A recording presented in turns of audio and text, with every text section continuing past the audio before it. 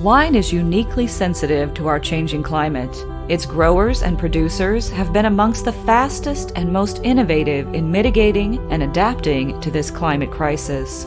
Cronde Events has pioneered international climate change and wine conferences, featuring the leading names of the industry, with such keynote speakers as Barack Obama, Al Gore, and Kofi Annan.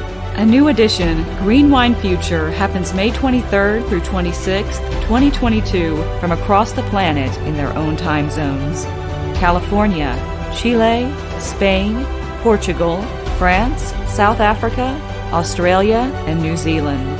Green Wine Future will show solutions for the wine industry in areas such as water resources, energy efficiency, biodiversity, transportation, regenerative viticulture, packaging, climate change, and many others. Using the latest virtual technology, Green Wine Future will offer a totally new format for attending a conference.